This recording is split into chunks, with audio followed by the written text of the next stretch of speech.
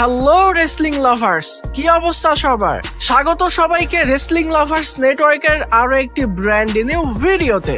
Dear audience, এই ভিডিওতে বর্তমান সময়ে রেসলিং জগতে কিছু হট টপিক এবং কিছু নিউজ আপডেট আপনাদের সঙ্গে শেয়ার করব। ভিডিও ভালো লাগলে ভিডিওতে লাইক দিবেন এবং চ্যানেলে নতুন হয়ে থাকলে চ্যানেলটি সাবস্ক্রাইব করে দিবেন, কারণ আমাদের এই ছোট্ট পরিবারকে তো বড় করতে হবে, তাই না? আজকের ভিডিওর প্রথম আপডেটটা হলো জন সিনাকে নিয়ে। জন সিনার লাস্ট ম্যাচ অফিসিয়াল হয়ে গেছে। লাস্ট ম্যাচ অফিসিয়াল হয়েছে বলতে কবে এবং কোন জায়গা থেকে হবে এটা কনফার্ম হয়েছে। কার এগেনস্টে হবে মানে তার অপোনেন্ট কে হবে এই বিষয়ে কিন্তু কনফার্ম কোনো আপডেট পাওয়া যায়নি। তো জন সিনা রিটায়ার করছে স্যাটারডে নাইট মেইন ইভেন্টে, যেটা হচ্ছে ওয়াশিংটন ডিসি থেকে, আর এটা হবে ডিসেম্বরের 13 তারিখে। এটা কিন্তু খুবই আপসেটিং নিউজ, অন্তত আমার কাছে তাই মনে হচ্ছে, কারণ জন সিনার মতো একজন রেসলার সে রিটায়ার করছে স্যাটারডে নাইট মেইন ইভেন্টে, তাকে কোনো বড় পিএলইতে রিটায়ার করানো হচ্ছে না।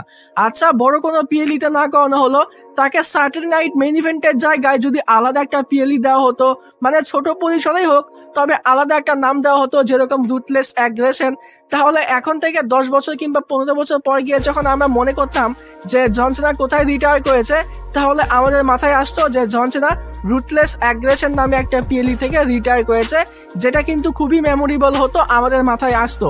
তবে না, তাকে রিটায়ার করানো হচ্ছে স্যাটারডে নাইট মেইন ইভেন্ট থেকে। আচ্ছা, স্যাটারডে নাইট মেইন ইভেন্টেই হোক, অন্তত তাকে যেন গোল্ডবার্গের মতো ট্রিটমেন্ট দেওয়া না হয়। স্যাটারডে নাইট মেইন ইভেন্ট থেকেই হোক, অন্তত এটা যেন সম্পূর্ণ জন সিনার উপরে ডেডিকেট করা থাকে।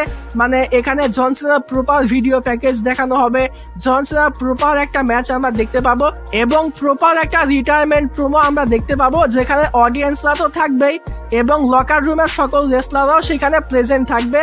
আর এই যে পোস্টারটা আপনারা দেখতে পাচ্ছেন, এটা কিন্তু সম্পূর্ণ গোল্ডেন থিমে করা হয়েছে। স্যাটারডে নাইট মেইন ইভেন্টে মানে যেখান থেকে জন সিনা রিটায়ার করবে, এটা যেন গোল্ডেন থিমেই করা হয়, কারণ জন সিনা কিন্তু সে মানেরই রেসলার, সে কিন্তু greatest wrestler of all time, তাকে যেন সেরকমেরই ট্রিটমেন্ট দেওয়া হয়। একে তো তাকে বড় কোনো পিএলই দেওয়া হচ্ছে না, তাকে স্যাটারডে নাইট মেইন ইভেন্ট থেকে রিটায়ার করানো হচ্ছে, আবার সেটা তার হোম টাউন থেকেও হচ্ছে না, তো সবকিছু কিন্তু খারাপই হচ্ছে। আর এখানে আরো একটা খারাপ বিষয় হলো, জন সিনার লাস্ট অপোনেন্ট হিসেবে যে রেসলারগুলোর নাম সামনে এসেছে, এটা কিন্তু খুবই বিরক্তিকর। এখানে জো হেনরির নামটা কিন্তু সামনে এসেছে, তো জো হেনরি জন সিনা রিটায়ার করাবে, এটা কিন্তু খুবই আপসেটিং। জন সিনার মতো একজন রেসলার, তার লাস্ট ম্যাচ হবে, সেখানে লেজেন্ডারি কোনো সুপারস্টারকে দিয়ে জন সিনাকে ফেস করানো উচিত।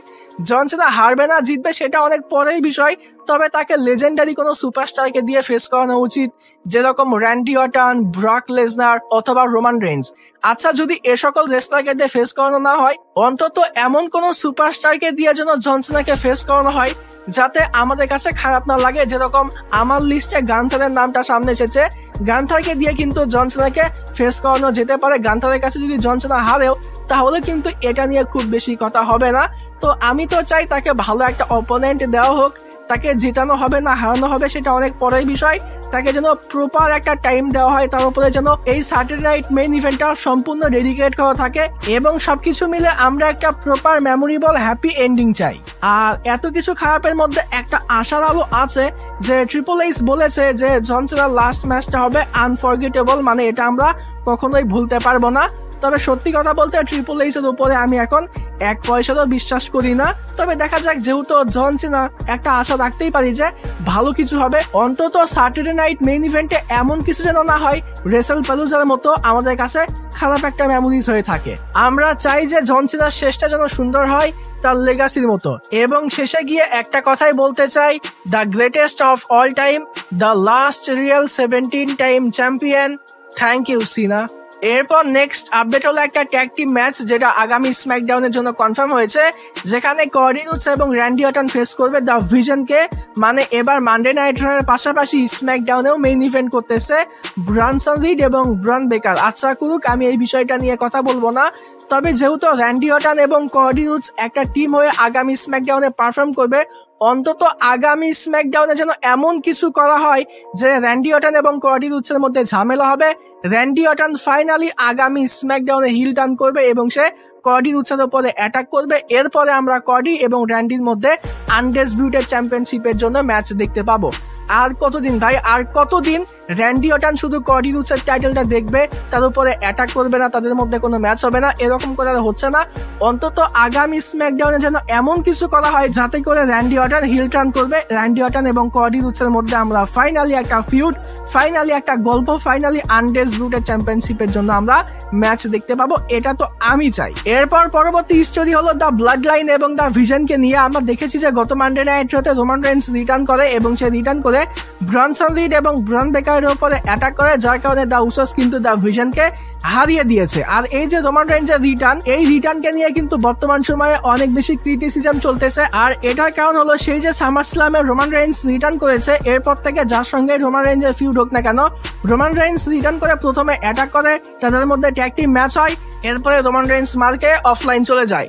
রোমান রেইন্স আবারও রিটার্ন করে অ্যাটাক করে, তাদের মধ্যে ট্যাগ টিম ম্যাচ হয়, রোমান রেইন্স আবারও মার খায়, আবারও চলে যায়।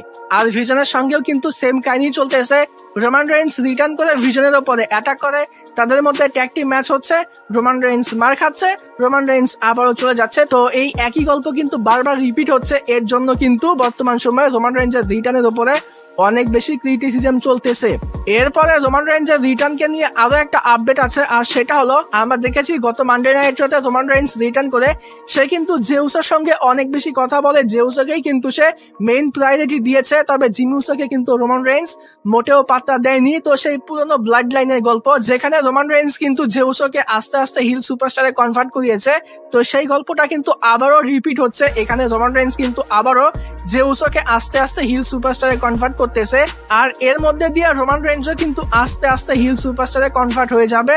আর অপরদিকে জিমি উসো কিন্তু বর্তমান সময়ে বেবি ফেস রেসলার, তবে জিমি উসো কিন্তু একটা সময় গিয়ে রোমান রেইন্স এবং জেউসের সঙ্গে থেকে সেও কিন্তু হিল সুপারস্টারে কনভার্ট হবে। তো আমরা যে বর্তমান সময়ে ফেস ব্লাড লাইনকে দেখতে পাচ্ছি, এটা কিন্তু খুব লম্বা সময় ধরে চলবে না, ব্লাড লাইন কিন্তু আবারও আগের মতো করে হিল টার্ন করবে। আর আসলে ব্লাড লাইনকে এবার হিল টার্ন করানো উচিত, জেউসো, জিমি উসো, রোমান রেইন্স সবারই কিন্তু এবার হিল টার্ন করা উচিত, কারণ রোমান রেইন্স যবে থেকে ফেস হয়েছে তবে থেকে কিন্তু রোমান রেইন্সের সঙ্গে আমরা ভালো কিছু দেখতে পাচ্ছি না। রোমান রেইন্স যে সবার উপরে খুব বেশি ডমিনেট করেছে বিষয়টা কিন্তু এরকমও না, রোমান রেইন্স কিন্তু বেশিরভাগ সময় মার খেয়েছে। আর সব থেকে বড় কথা হলো সেই কবে রোমান রেইন্স তার চ্যাম্পিয়নশিপ হেরেছে, এরপরে কিন্তু আমরা রোমান রেইন্সকে আর কখনোই চ্যাম্পিয়নশিপ ফিউডে দেখতে পাইনি। যদিও এর মধ্যে রোমান রেইন্স অনেকবার হিন্ট দিয়েছে সে চ্যাম্পিয়নশিপ ফিউডে জড়াবে, তবে এখনো কিন্তু আমরা রোমান রেইন্সকে চ্যাম্পিয়নশিপ ফিউডে জড়াতে দেখতে পাইনি। তো রোমান রেইন্স যদি হিল টার্ন করে তাহলে অন্তত রোমান রেইন্সকে নিয়ে আমরা ভালো কোনো ফিউড, ভালো কোনো গল্প এবার অন্তত রোমান রেইন্সকে আমরা চ্যাম্পিয়নশিপ ফিউডে দেখতে পাবো, যেটা কিন্তু আসলেই ভালো বিষয়। আর এই বিষয়গুলোকে নিয়ে আরো একটা আপডেট আছে, আমরা কিন্তু ভাবতেছিলাম যে রোমান রেইন্স রিটার্ন করার পরে আমরা ক্রাউন জুয়েলে রোমান রেইন্স এবং ব্রন বেকারের মধ্যে একটা সিঙ্গেল ম্যাচ দেখতে পাবো। তবে গত মানডে নাইট শো শেষ হয়ে যাওয়ার পরেই কিন্তু আমি বলেছিলাম যে ক্রাউন জুয়েলে রোমান রেইন্স এবং ব্রন বেকারের মধ্যে সিঙ্গেল ম্যাচের জায়গায় আমরা কিন্তু একটা ট্যাগ টিম ম্যাচ দেখতে পেতে পারি, রোমান রেইন্স এবং জেউসো ভার্সেস দ্য ভিশন। তবে এখন না সিঙ্গেল ম্যাচ হচ্ছে না ট্যাগ টিম ম্যাচ হচ্ছে, বরং এখনকার লেটেস্ট আপডেট অনুযায়ী আমরা ক্রাউন জুয়েলে একটা 6 ম্যান ট্যাগ টিম ম্যাচ দেখতে পাবো। এক পক্ষে থাকবে ব্লাড লাইন, রোমান রেইন্স, জেউসো এবং জিমি উসো, অপর পক্ষে থাকবে দ্য ভিশন। তবে ভিশনের মধ্যে কিন্তু এখন 2 জন মেম্বার শুধুমাত্র অ্যাভেলেবল আছে, কারণ সেথ রলিন্স এবং কডি রুডসের মধ্যে কিন্তু ক্রাউন জুয়েলে অলরেডি একটা ম্যাচ হবে। তো ব্রন বেকার এবং ব্রনসন রিড কিন্তু তারা 2 জন আছে, এখানে কিন্তু আরো একজন মেম্বারের প্রয়োজন।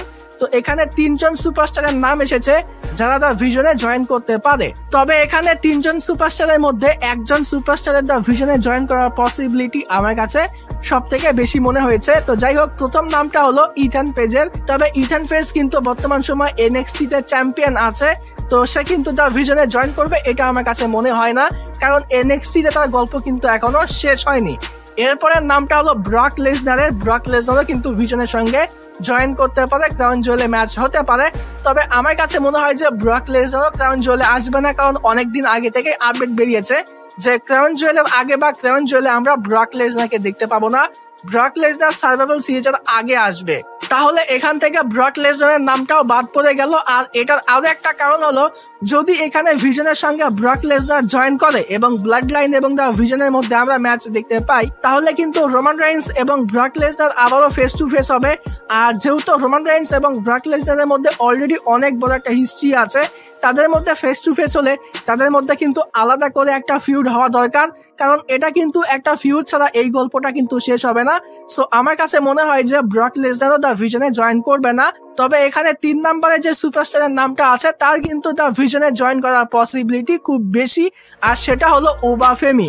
ওবাফেমি কিন্তু বর্তমান সময়ে তার চ্যাম্পিয়নশিপটা হেরে গেছে এনএক্সটি তে, তো সে কিন্তু এখন ফ্রি আছে। আর অনেক দিন ধরেই আমরা শুনতে পাচ্ছি যে ওবাফেমি কিন্তু মেইন রস্টারে আসবে। তো ওবাফেমি কিন্তু মেইন রস্টারে এসে সে কিন্তু দ্য ভিশনে জয়েন করতে পারে এবং আমরা the vision versus the blood লাইনের মধ্যে ক্রাউন জুয়েলে একটা 6-ম্যান ট্যাগ টিম ম্যাচ দেখতে পেতে পারি। আর ওবাফেমি যদি ভিশনে থাকে তাহলে কিন্তু সার্ভাইভাল সিরিজের ম্যাচটাও কিন্তু আরো আকর্ষণীয় মনে হবে, কারণ ওবাফেমি কিন্তু আসলেই অনেক শক্তিশালী একজন সুপারস্টার। তো 3 জন সুপারস্টারের নাম বললাম, ইথান পেস, ব্রক লেসনার এবং ওবাফেমি, যার মধ্যে ওবাফেমিরই কিন্তু দ্য ভিশনে জয়েন করার সম্ভাবনা আমার কাছে বেশি মনে হয়েছে। এরপর আজকের ভিডিও লাস্ট আপডেট হলো ব্রক লেসনারকে নিয়ে। তো ব্রক লেসনারকে নিয়ে কিন্তু ম্যাসিভ একটা আপডেট পাওয়া গেছে, যে আপডেটে বলা হচ্ছে ব্রক লেসনারকে কিন্তু আমরা যখনই রিটার্ন করতে দেখতে পাবো, এরপর থেকে কিন্তু ব্রক লেসনারকে আমরা সেই আগের বিস্ট মুডেই দেখতে পাবো রেসলপ্যালুজাতে। ব্রক লেসনার যেভাবে জন সিনাকে ডিস্ট্রয় করেছে, তো এরকম ভয়ঙ্কর ব্রক লেসনারকেই কিন্তু আমরা এখন থেকে দেখতে পাবো। আর এরপরে ব্রক লেসনারের এই রানের মধ্যে ব্রক লেসনার যখনই চ্যাম্পিয়নশিপ ফিউডে জড়াবে তখনই কিন্তু ব্রক লেসনার চ্যাম্পিয়ন হবে। আর এটা কিন্তু ওয়ার্ল্ড হেভিওয়েট চ্যাম্পিয়নশিপের নিচে হবে না, মানে সে ওয়ার্ল্ড চ্যাম্পিয়নও হতে পারে এবং সে আনডিসপিউটেড চ্যাম্পিয়নও হতে পারে। বর্তমান সময়ে কোম্পানিতে ব্রক লেসনারের যে রান চলতেছে, এই রানের মধ্যে ব্রক লেসনার যখনই চ্যাম্পিয়নশিপ ফিউডে জড়াবে তখনই কিন্তু সে চ্যাম্পিয়ন হবে। আর অলরেডি কিন্তু দ্য ভিশনের সঙ্গে ব্রক লেসনারের একটা অ্যাঙ্গেল স্টার্ট হয়ে গেছে। তো হয়তোবা ইন ফিউচার আমরা রেসলমেনিয়ার আগে কিংবা রেসলমেনিয়াতেও হতে পারে যে সেথ রলিন্স এবং ব্রক লেসনারের মধ্যে আমরা ওয়ার্ল্ড হেভিওয়েট চ্যাম্পিয়নশিপের জন্য একটা ম্যাচ দেখতে পেলাম। আর তাদের মধ্যে যখনই ম্যাচ হবে তখনই কিন্তু ব্রক লেসনার চ্যাম্পিয়ন হবে, এটা কিন্তু কনফার্ম ভাবে বলা হয়েছে। সে ওয়ার্ল্ড হেভিওয়েট চ্যাম্পিয়ন হতে পারে, আবার আনডিসপিউটেড চ্যাম্পিয়ন হতে পারে। মানে এখন ব্রক লেসনার যখনই চ্যাম্পিয়নশিপ ফিউডে জড়াবে তখনই ধরে নিতে হবে যে ব্রক লেসনার এবার চ্যাম্পিয়ন হবে, এটাই কিন্তু আপডেট। তো ডিয়ার অডিয়েন্স, এই ছিল আজকের ভিডিও ভালো লাগলে ভিডিওতে লাইক দিবেন, চ্যানেলে নতুন হয়ে থাকলে চ্যানেলটি সাবস্ক্রাইব করে দিবেন। আজকের মতো এখানেই বিদায় নিচ্ছি। যাবার আগে একটি কথাই বলতে চাই, যদি রেসলিং ভালোবাসো তাহলে আমরা সবাই এক টিম।